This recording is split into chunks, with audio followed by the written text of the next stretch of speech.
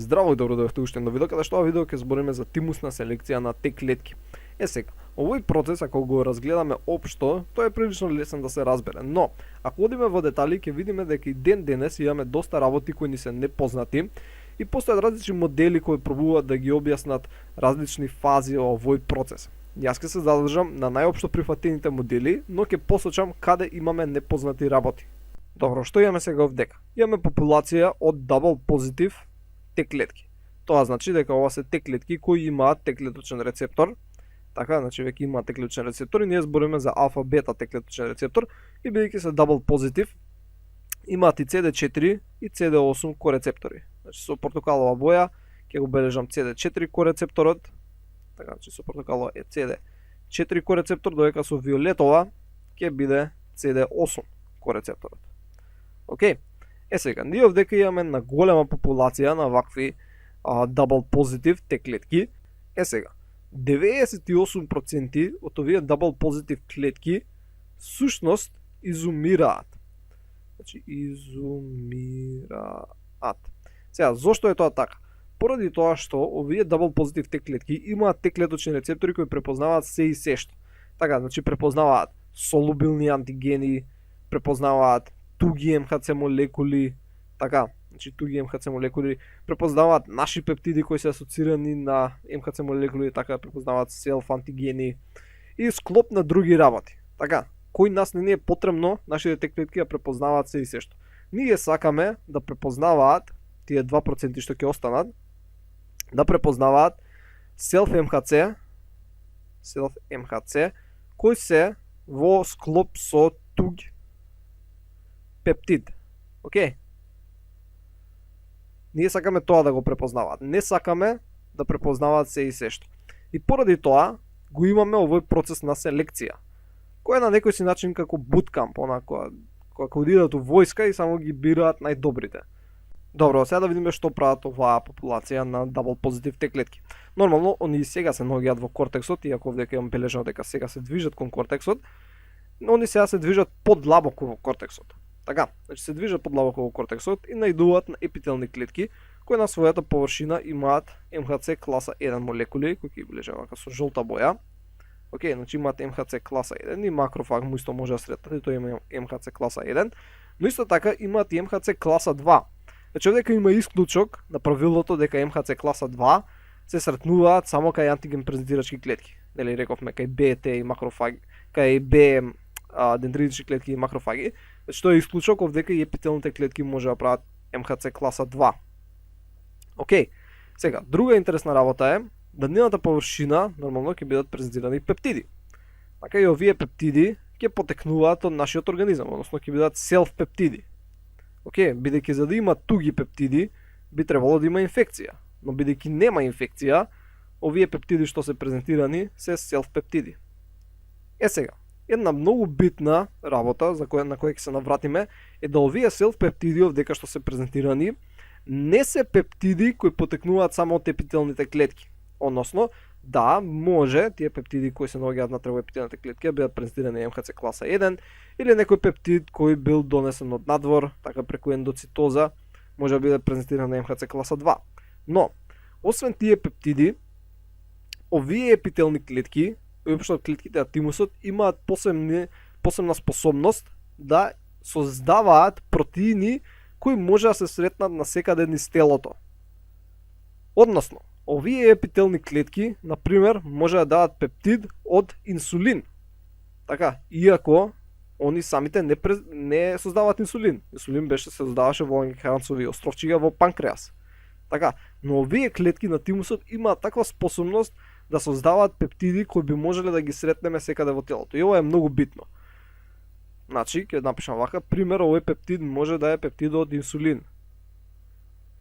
Иако клетките на тимусот не се задолжени за правење на инсулин. Али може да го создадат во многу мали количини, се со цел да го презентираат на МХЦ молекулите. Сега, доаѓаат овие дабл позитив Т клетки. Океј, че едно таму, едно тука ќе бележиме едно овде. Сега, најголем дел од овие дабл позитив Т клетки нема да реагираат со ниту една МХЦ молекул. бидејќи нивниот Т-клеточен рецептор едноставно не може да се врзе со ниту една МХЦ молекул, ниту со еден селф пептид. Значи најголем дел од нив нема да реагираат со ништо. Додека мал дел ќе реагираат. Например, оваа Т-клетка, да, има корецептор CD8, има корецептор CD4. Но да речеме дека незиниот Т-клеточен рецептор, например овој ФДК, нормално мора запоти дека по површината има многу Т-клеточни рецептори. Например, овој Т-клеточен рецептор, ФДК, на него, например, има прикачено CD4, така, CD4 мислам дека беше со портокалова го бележав, да, има CD4 корецептор. И оваа комбинација на овој Т-клеточен рецептор со CD4 корецепторот баш добро се врзува со некој си среден авидитет за оваа класа 2 МХЦ молекула со некој си селф пептид. Но на оваа клетка, например, има ФДК и CD8. Така.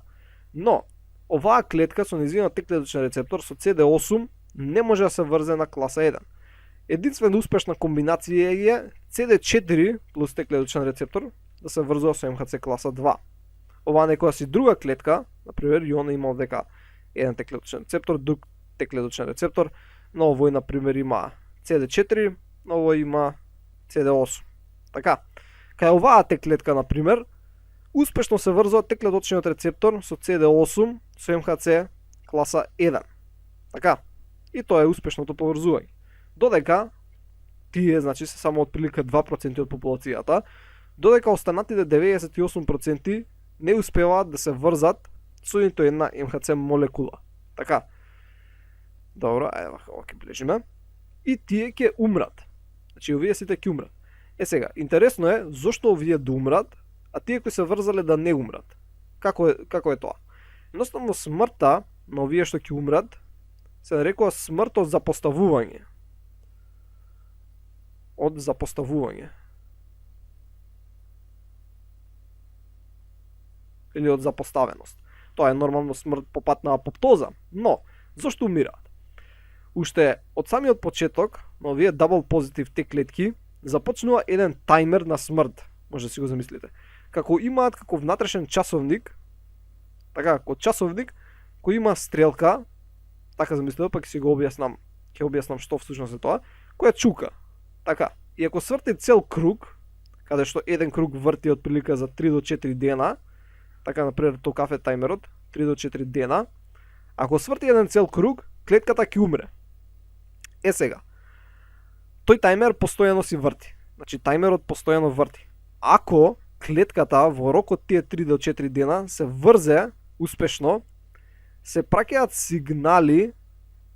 сигнали кои го стопираат тајмерот. Така. Значи, ако имаме успешно врзување, се праќа сигнал кој го стопира тајмерот кој е всушност програмиран на смрт. Значи, они од самиот почеток се програмирани да умрат. Но, ако се врзат, нема да умрат. Океј? И сега, како воопшто може да постои тајмер? Ќе се рече дека како воопшто има таков часовник. За да го објаснам тоа, го замислете си го следниот начин. Имаш клетка, така, значи имаш клетка и имаш некој протеин кој постојано се произведува. Например, тука имаш генетски материјал и добро има некој протеин кој се произведува. Или имаш транскрипција, транслација и се прави одреден протеин. Сега, за да се направи тој протеин, да речеме дека треба 1 час. Така, треба 1 час додека се направи тој протеин. Сега, ако се направат 72 вакви протеини, така, значи се прави 1, друг, трет, четврти, ако се направат 72 вакви протеини, ќе се активира сигнал на патека која ќе направи апоптоза. Така. Односно, како што реков, ако еден протеин се прави на секој час, потребни се 72 протеини, тоа се значи 3 дена. Така. Сега, да речеме, се прават вака протеини, окей, и сега сме стигнале некаде до, не знам, 30-тиот протеин. Така. Значи, поминале 30 часа, се направиле 30 протеини. И во тој случај дојде поврзување на Т-клеточниот рецептор со, нели, пептид со МХЦ. Веќе имаме МХЦ. И при тоа поврзување се праќа сигнал, ајде да го бележам со некоја си ваква боја, се праќа сигнал кој вика стоп со правење протеини. Океј, со овој вид на протеини, овие жолтиве, така? И прекинува. Овој процес прекинува. И колку се направиле 30 протеини. Тоа значи оваа клетка нема да умре. Не стигнало до 72 протеина. И овие 30 протеина понатаму нели ќе си отидат во протеозоми, мислам ќе се убиквитинираат, ќе отидат во протеозоми, ќе се деградираат. Не е ништо проблем. Но тоа е принципот на кој всушност има кој внатрешен часовник. Има кој некој хемиски процес кој се одвива и ако стигне до одредена точка, клетката ќе влезе во апоптоза. Но при поврзување со МХЦ се праќа сигнал да се прекине тоа. Океј. И затоа ова се вика смрт од запоставеност. Ако не се сретне со МХЦ, ќе умре едноставно од запоставеност, кој никој не се грижил за нејзе и ќе умре. Е сега, овие клетки кои успешно се врзале за МХЦ молекула со нивниот Т-клеточен рецептор и со соодветниот корецептор, понатаму ќе станат всушност single positive cells. Значи, например, во овој случај со овие две клетки. Така, ќе станат single positive T cells. Односно, например, оваа лево ќе стане Т-клетка која ќе биде со CD8 корецептор, така, поради тоа што сигналот кој е спречил од апоптоза бил поради поврзување на Т-клеточен рецептор со CD8 со МХЦ класа 1. Така, она тоа поврзување го направила и затоа сега ќе се рестриктира само да биде со CD8 корецептор, односно ќе се рестриктира да врзува само МХЦ класа 1. Ова е МХЦ рестрикција. Океј, оваа другата, бидејќи поврзувањето и било со МХЦ класа 2, со CD4 корецептор, она ќе биде CD4 плюс МХЦ, CD4 плюс Т-клетка, која е рестриктирана за МХЦ класа 2. Е сега, ова јас сега што го опишав е така наречен инструктивен модел. Така, значи ова е инструктивен модел. Значи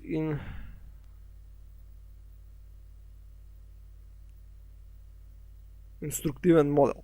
Постои истохаичен модел кој што вели, значи ќе видиме после ми со слика, кој што вели дека нема врска што се врзела Т-клеточен рецептор со CD4, она може и да стане и CD8. Но ако стане CD8, таа нема да биде успешна. Океј, бидејќи нејзиното успешно поврзување е преку CD4. Ако стане CD8 по случаен избор, значи стохаитичниот модел вика дека по случајно чим се врзала, она сигурно ќе стане single positive. Ама случајно ќе биде дали ќе биде CD4 или CD8. Океј, тоа го вика стохаитичниот модел, кој не е најчесто прифатен.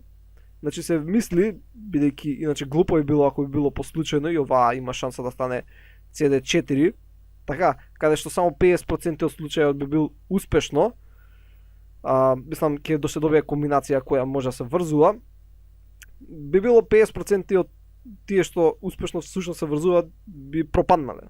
Затоа обично тој модел не се смета. Значи ќе видиме после ми со слика ќе ви стане појасно, но ја значи се тера обично имунолозите го прифаќаат овој инструктивен модел. И ова сега што го разгледавме е всушност позитивна селекција. Така, значи ова до сега беше позитивна селекција. При позитивна селекција, значи добиваме Т-клетки кои препознаваат собствен МХЦ. Значи препознаваат self МХЦ, но сега некој одма ќе рече: добро, препознаваат self МХЦ, ама интересно е дека препознаваат и собствен пептид. Така, нели не треба да препознаваат собствен пептид? Епа, тука има некои проблеми, значи после ќе ги објаснам, но поентата е они го препознаваат собствениот пептид, али го препознаваат слабо. Океј, значи препознаваат собствен пептид, али го препознаваат слабо. И се смета дека иако слабо го препознаваат собствениот пептид, најчесто силно ќе го препознаваат тугиот пептид.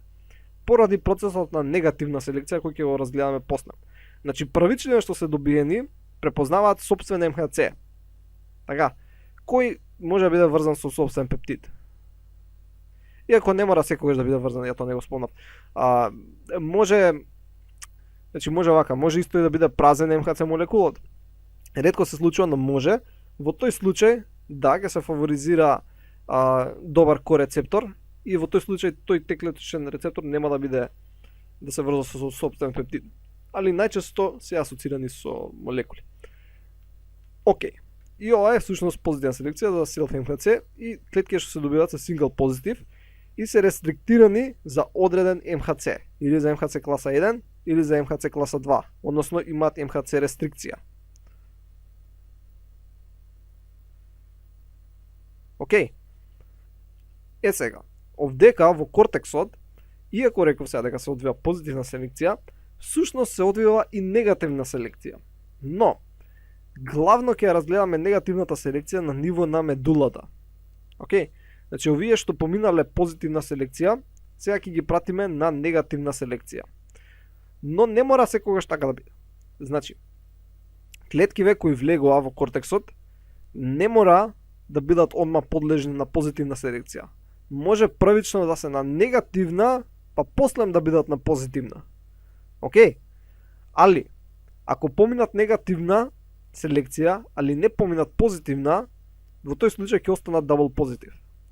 Значи, може да се комплицираат многу работите, но сега ние ќе си идеме вака последователно. Првим си поминува позитивна селекција, иако, да спомнам дека овде исто може да се одвива и негативна селекција, но ние ќе разгледаме негативната селекција на ниво на медула. Океј? Сега идеме на негативна селекција, која мора да запамтите дека не се случува само во медулата, него се случува и во кортексот. И ќе се навратиме на тоа. Но, кои клетки се елиминираат при негативна селекција? Сега, повторно, на епителните клетки, но дека имаме дендрични, имаме и макрофаги, че има овдека повторно МХЦ класа 1, така ќе бележиме неколку, МХЦ класа 1, и има МХЦ класа 2, така кои се презентирани и на дендридичните клетки, и на макрофагите, и на епителните клетки. Океј. Сега, нормално, овдека повторно имаме селф-пептиди и плюс имаме пептиди кои се од секаде од организмот. Така, значи, може да бидат пептиди кои се среќаваат во мозокот, али да се најдат овдека во тимусот. Добро, значи ќе ги имаме различни пептиди. Сега, кои клетки ќе бидат елиминирани? Нели овдека добивме клетки кои се врзуваа со сопствени МХЦ молекули, кои презентираат сопствени пептиди, но не се врзуваа многу силно. Па сега, слушайте, ова се е парадоксално. Сега ќе ги отстраниме клетките кои се врзуваат со собствени МХЦ молекули. Аха. Значи звучи стварно парадоксално, така. И речете, па сега први ги селектиравме тие кои треба да се врзат со собствени за да не умрат, а сега тие ако се врзат ќе умрат. Што е форава? Поентата е, овдека се отстрануваат тие клетки од овие кои преживеале позитивна селекција, кои се врзуваат со собствени МХЦ молекули, ама кои се врзуваат премногу силно. Значи, они ќе се врзат, да речеме сега се добие некоја популација, се добие 1, 2, ќе бележиме, сега нормално сите ќе имаат до некој си степен врзување, еваха 4 ќе направам. Океј? Сега, сите овие 4 ќе дојдат во некаков си контакт со МХЦ молекулите, тој да немаше никакво врзување, ќе имаше некаква интеракција, бидејќи мора да запамтите дека ова е многу бурна средина, постојано се движат молекули, секогаш доаѓаат до некакви си интеракции, но поентата е колку долго време траат, така бидејќи овие не се ковалентни интеракции. Океј. Сега, да речеме дека оваа овдека доаѓа во интеракција, ова е МХЦ класа 1, тоа значи дека ни треба CD8. Така, доде во некоја си интеракција и да речеме дека оваа интеракција трае 4 секунди. Океј, значи овие броеви ги лупам, нема врска со реалност. Да речеме дека оваа клетка исто дојде со МХЦ класа 1, повторно со CD8, но оваа остане во интеракција 30 секунди. Океј? Значи остане навидум слепена преку нековалентни интеракции. Оваа, например, исто, кај ги трефнувам сите овие со CD8, остане во интеракција, не знам, 5 секунди, додека оваа другава, исто, например, остане во интеракција, како таа преходно, остане, не знам, 35 секунди. Океј. Сега, овие клетки кои влегуваат во интеракција, која е подолга од некој си дадено време, не знаеме колку е тоа, ќе бидат убиени. Односно, оваа клетка ќе биде елиминирана, ќе бележам со црвена боја, че оваа ќе биде елиминирана и оваа ќе биде елиминирана. Додека овие ќе си влезат во некоја си кратка интеракција, но понатаму ќе продолжат. Океј? Овие ќе продолжат. Додека овие другите кои влегуваат во долготрајна интеракција ќе бидат елиминирани. Сега, дека станува малце исто друг проблем. Сега, како воопшто ова се случува? Ние претходно рековме дека да, има часовник кој им тече, нели реков, и со цел да се спасат треба да се врзат со вакво и прекинува да тече часовникот. Океј? Сега, викаме дека ако пак премногу се врзани, пак ќе умрат. Што е поентава? Односно, ако се вратиме овдека, ја реков, да, има некои си вакви жолти молекули кои се прават, и ако нели реков, ако стигне 72 ќе умрат. Океј. И реков дека при поврзување се стопира тој часовник. Но сега ми вика дека ако се поврзе и тоа поврзување прати многу сигнали за стоп, така, секоја стрелка е например стоп сигнал на тој часовник. Ако се пратат многу сигнали, повторно ќе умре. Тоа значи дека ако имаме само еден сигнал, да, ќе се стопира, тоа беше кај позитивна селекција. Но, ако се задржи интеракцијата многу долго и се добијат многу сигнали, во тој случај ќе умре. Сега, механизмите на ова не се комплетно разбрани. Ова се претпоставува дека вака работи, мислам испитано е, има експериментални докази, но што се случува на молекуларно ниво овдека не е разбрано. Сега, друг проблем е исто, овие добивање на вакви многу сигнали, да, ја убива клетката кај негативна селекција, но ако имаш зрела клетка, значи зрела Т клетка, која исто така нели има Т клеточен рецептор, и например ја земеш зрелата Т клетка и ја ставиш во истата средина да дојде во интеракција со МХЦ, така кој има селф-пептид или како и да е, и достане врзана исто долго како незрелата. Така оваа беше незрела, таа нели овдека што ја имаме лево што ја разгледувавме, например оваа е незрелата, но ако ја ставиш зрела клетка во истава ситуација, во тој случај не умира. Значи ако земеш зрела и ја ставиш во истава ситуација, не умира, него се активира и пролиферира. Се пролиферира и се диференцира и така натаму. И ова е многу збунувачки. Зошто незрелава умира, а зрелата не умира? Значи не е ова сосема разбрано, има различни модели кои го објаснуваат, нема да влегувам у детали, но сакам само да наведам дека се уште има непознати работи. Затоа нема толку тоа да навлегуваме, едноставно само ќе спомнеме како што е објаснето. Океј. Сега, од кога ја разгледавме во некои си општи рамки негативната селекција, може да разгледаме како всушност и негативната селекција може да се одвива и во кортексот. Значи, овие дабл позитив клетки, или во кортексот, уште овдека се дабл позитив, уште да наречеме не се сингл позитив, можат исто така да се врзат многу долго. Ако се врзат многу долго, исто така ќе умрат како во медулата. Океј? Значи да речеме, сега ќе нацртаме некоја нова клетка, да речеме овдека имаше една клетка која е дабл позитив, така значи има и CD вакво, CD8 има и CD4, и се поврзе со пептидот и со МХЦ многу долго, ќе умре. Значи ова ќе влезе во апоптоза. Нема да биде преку запоставеност апоптоза, него односно ќе биде индуцирана преку негативна селекција. Океј? Значи, негативната селекција може да се случи во кортексот. Добро, сега, што добиваме или како ова да го запамтите?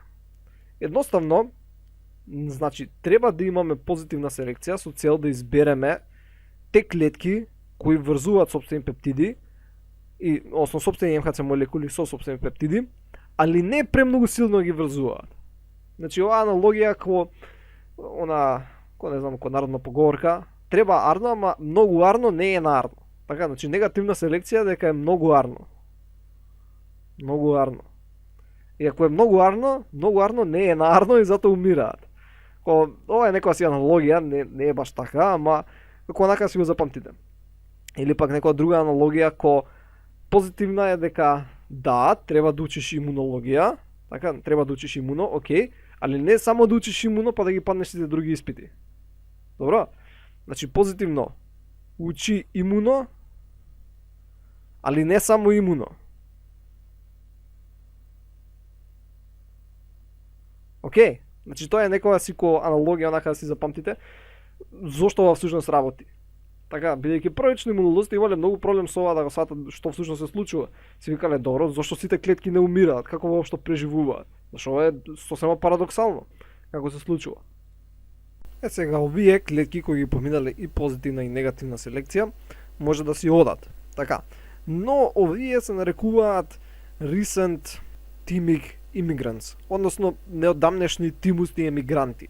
Така, значи, се уште не се вистински зрели те клетки, така, значи, треба некое време да помине. Не е се сосема разбрано, има може повеќе да прочитате, но треба некое си време да помине пред да станат баш зрели те клетки, односно почеток наивни те клетки кои не дошле во контакт со антиген. Други некои работи екстра што што сакам да спомнам е, например, овие дабл позитив клетки овдека сушност може да се диференцираат и на НКТ клетки или пак на некои други те регулаторни клетки. Океј. И има многу други модели кои објаснуваат различни работи од ова сега овдека што го зборевме. Има некои модели кои викаат дека овие пептиди овдека што се представени, така не се баш наши пептиди. Се наши пептиди, ама се преработени од клетките на друг начин, имаат некои си други протеозоми, така што кога се обработуваат, по друг ше се обработуваат и затоа имаме помалце, и затоа после те клетки не се толку реактивни на нас. Има други теории каде што вика овие например клетки овдека не умираат, него едноставно ставено им е стоп. Така, значи не умираат, ама стопирани се во нивната матурација. Така, че вика стоп. Некој модел вика дека ставен е стоп, ама едноставно после на овие клетки кои би требало да умрат, нели спрема моделот кој претходно зборевме, не умираат, него им се вика ај пробај пак направи си уште една рекомбинација, така им дава уште едно 3 шанси им дава да рекомбинира пак алфа синџир, се дори не направи успешна комбинација. Ако веќе 3-4 пати не направи успешна комбинација, тоа вика, ти веќе забушаваш, ти ништо од тебе, чао. Значи има различни модели кои објаснуваат различни работи од овој процес. Ние ја дека разгледав тој кој е најопшто прифатен, така најопшто прифатените работи. И сега ќе разгледаме некои слики каде што исто ово ќе го имаме, само онака малце поубаво нацртано. Инаку само да спомнам дека овие те регулаторни клетки кои реков дека исто може да настанат, сушност настануваат од клетки кои биле автореактивни. Така, значи автореактивни клетки, окей, стануваат те регулаторни клетки. Овие се многу интересни сега во понатамошни во денешни истражувања, бидејќи всушност најдено е дека овие те регулаторни клетки се како у наводници се ставите цајкани, значи цајкани кои ги бркаат тие клетки кои избегале, зашто кои избегале, а не поминале негативна селекција. Бидејќи мора да запамтите дека има многу клетки. Така тука има многу клетки кои се бутаат како гужва е, тоа огромна гужва е на клетки кои поминуваат. Сега нормално ќе се најде некоја клетка која ќе се протне секаде овдека и нема во ништо да дојде со интеракција. Значи дека ќе се избега. У наводници ќе избега.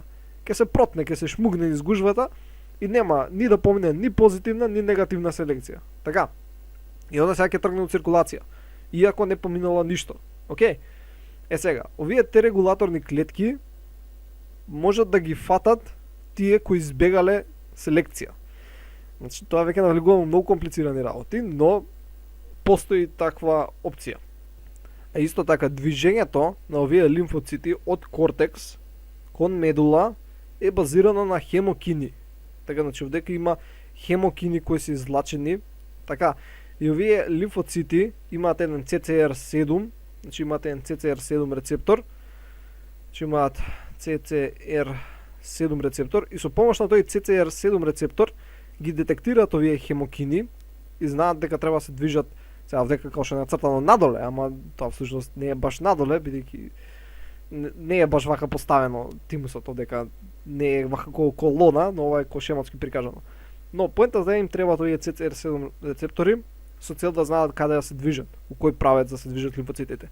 И клетки кои им фали овој CCR7 поминуваат селекција, ама стануваат предизвикуваат автоимуни заболувања. Океј. Значи, овдека имаме лево слика, тоа што го зборевме, од Куби 6-то издание, теклечен, добро влегува и да пронимаш позитивна вако селекција, се врзуваат, тие кои не се врзале, едноставно умираат од запоставеност. После тие кои преживеале, добро се диференцираат на CD4 и CD8, но идат преку негативна селекција, каде што всушност не треба да се врзат силно. Ако се врзат силно, проблем. Одека се десно имаме слика, каде што исто го објаснувам само се подетално од Куби 7 издание, кое повторно ни кажува дека во кортексот имаме и негативна и позитивна селекција. Иначе и овдека клетките се овие АИР клетки. Овие се клетки кои презентираат пептиди од секаде од организмот. И овдека и овие презентираат пептиди од секаде од организмот, иако не е бележано. Тоа така овдека доле е бележано, бидејќи овие во медулата повеќе презентираат. Ама и овие во кортексот презентираат исто. Не дека не презентираат. Сега. Овдека може да има позитивна или негативна, тие кои успеале идат и сега гледате поента да треба да поминат без да се фатат за ништо. Нормално они влегуваат во некоја си интеракција, ама не е прикажано, влегуваат во некоја си слаба интеракција и одма се заминуваат. Но дека шематски е прикажано како општо да не влегуваат во интеракција. Океј, зрели, иако не се одма зрели, значи ова не се одма зрели, после стануваат зрели. Тоа е некои си општи работи, овдека е при преминување од double позитив во single позитив. Тоа беше овдека. Така ја го реков дека ќе се водиме спрема овој инструктивен модел. Така е овдека всушност се представени, дали видовте, да, инструктивен модел.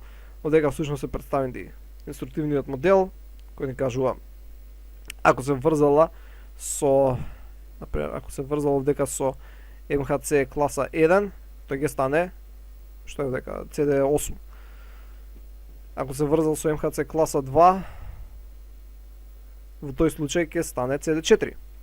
Океј. Сега стојхаетичниот модел вика нема врска со што се врзал, само да се врзал. Чим се врзал нема врска.